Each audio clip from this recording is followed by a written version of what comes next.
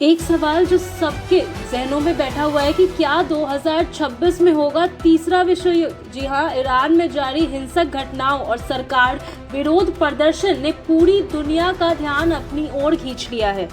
तो वहीं हालिया रिपोर्ट्स के अनुसार ईरान में बीते कुछ दिनों में 538 लोगों की मौत हो चुकी है, जिससे हालत बेहद गंभीर और तनावपूर्ण बन रहे हैं। सड़कों पर प्रदर्शन, सुरक्षा बलों के साथ झड़पें और अस्पतालों के बाहर लाशों की कतारें इस बात का संकेत दे रही हैं कि स्थिति केवल आंतरिक अशांति तक सीमित नहीं रह गई है। ईरानी सरकार का आरोप है कि देश में हो रही हिंसा केवल प्रदर्शन नहीं बल्कि देश के खिलाफ सुनियोजित साजिश और आतंकी जंग है। वहीं ईरानी नेतृत्व ने अमेरिका और इजरायल को खुली चेतावनी देते हुए कहा है कि यदि ईरान पर हमला हुआ तो उसका करारा और निर्णायक जवाब दिया जाएगा। इन बयानों ने पश्चिम एशिया में पहले से मौजूदा तनाव को और गहरा कर दिया है। दूसरी ओर देखें तो अमेरिका ने भी सीरिया में आईएसआईएस ठिकानों पर एयर स्ट्राइक कर यह साफ कर दिया है कि वह क्षेत्र में अपनी सैन्य मौजूदगी बनाए रखेंगे। रूस, चीन, अमेरिका और यूरोपीय